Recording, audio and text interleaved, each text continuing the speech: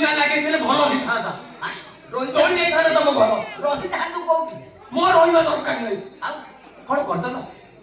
କଣ କରିଛି? କଣ କରିଦେଲ ବାବା ତମେ? କଣ କରିବି କହୁନ? କାହିଁକି ତମେ ଏମିତି ଧୋଇଲ ବାପା? ତମେ କାହିଁକି ବୁଲେଇ ବଙ୍କେଇ କହୁଛୁ, ଖୋଲିକି କହୁନ? ସବୁ ଛାଡ଼ିଦେଲ? କଥାଟା ଖୋଲିକି ନ କହିଲେ ମୁଁ ଧରିବି କେମିତି? ମୁଁ କାହିଁ ଖୋଲିବି? ଆଉ ତମେ ନିଅ ଖୋଲ। କଣ ନିଅ ଖୋଲ, ଖୋଲିକି ପଢ, ତାପରେ ସବୁ ଜାଣିବ। ତା ଚିଠି ମୋବାଇଲ ଦୁନିଆରେ ଚିଠି କିଏ ଲେଖୁଛି? କିଏ ଚିଠି ନେଇଛି ତମେ ପଢ। ପଢ। ମୋର ପ୍ରିୟ ଜାମ୍ବବାନ, ତାପରେ ସ୍ନେହ ନବ। ତୋ ମା ତ 15 ବର୍ଷ ହେଲାଣି ମରିଗଲାଣି, ତୋତେ ସ୍ନେହ କିଏ ଜଣଉଛି? କିଏ ସ୍ନେହ ଜଣଉଛି ତମେ ପଢିଲେ ଜାଣିବ। ମୋ ଧନ ଆର ପାଦୁ ତୋ ମା ତୋତେ ଚିଠି ଲେଖି ନାହିଁ ତ? ବାପା ମୁଁ ତମକୁ କହୁଛି ପଢ। ମୋର ଶେଷ କପି ନବ।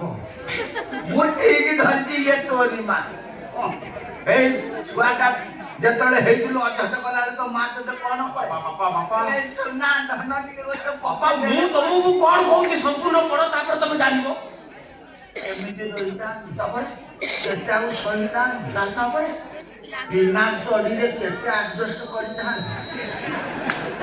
ତୋ ମା ତ ଚଢିକି ନାହିଁ, ଆଡଜଷ୍ଟ କରିବା କଥା କିଏ ଉଠେଇଲା? ତମ ବାପା ମୋର ସବୁ ଚଢି ଚୋରି କରି ନେଇଗଲା। ଚଢି ଚୋରି ଗଲେଣି। କାଲି ରାତିରେ ଗୋଟେ ଜକି କମ୍ପାନୀ ଚଢି 700 ଟଙ୍କା ଦେଇ ଆଣିଥିଲି। ସକାଳକୁ ନାହିଁ, ବାଧ୍ୟ ହେଇ ଘର ଛାଡି ଚାଲି ଯାଉଛି। ଇତି ତୁମର ବେଙ୍ଗ। ବେଙ୍ଗ ବେଙ୍ଗ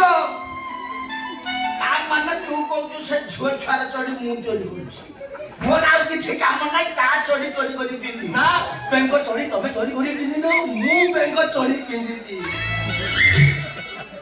ତୁ କାହିଁକି ତା ଚଢି ପିନ୍ଧୁଛୁ? ପରିସ୍ଥିତି ମତେ ବାଧ୍ୟ କରୁଛି। କଣ ଝିଅ ଛୁଆ ଚଢି ପିନ୍ଧିବୁ? ତମ ହାଇକୋର୍ଟ ଓକିଲ, ତମ ପାଖରେ ଟଙ୍କା 200 ନାହିଁ ଗୋଟେ ଚଢି କିଣିବାକୁ? ତମେ ମୋ ଚଢିକି ନେଇକି ପିନ୍ଧିବ? ବାପକୁ ଅଦଳ ବଦଳ କରନ୍ତୁ। ତମେ ମୋ ଚଢି ପିନ୍ଧି ସାରିଲା ପରେ ସେ ଚଢି ପିନ୍ଧିକି ମୁଁ ଭିଲେନ ପାର୍ଟ କରିପାରୁଛି। ଫାଷ୍ଟ ସିନ୍ ମୋ ରେପ୍ ସିନ୍। ଅସୁବିଧା କଣ ରହୁଛି? କଣ ଅସୁବିଧା ହଉଛି ମୁଁ ନିଜେ ଜାଣୁଛି। ସେ ଚଢି ପିନ୍ଧିକି ମୁଁ ଭିଲେନ ପାର୍ଟ କଲାବେଳକୁ ମତେ ଲାଗୁଛି ଲେଡି ସାୟା ପିନ୍ଧିଲା ଭଳିଆ। ଭିଡ଼ି ଦେଲୁ ନାହିଁ। ତମେ ମୋ ଚଢି ଚଢି କରି ପିନ୍ଧିଲ, ମୁଁ ବେଙ୍ଗ ଚଢି ଚଢି କରିଲି, ବେଙ୍ଗ ଘର ଛାଡିକି ଚାଲିଗଲା। ବେଙ୍ଗ ଚାଲିଗଲା ବାପା। ଆଉ ଭିତରେ ତୁ ଏଡେ ସ୍ୱାର୍ଥପର, ଏଡେ ବେଇମାନ ହେଇଗଲୁ।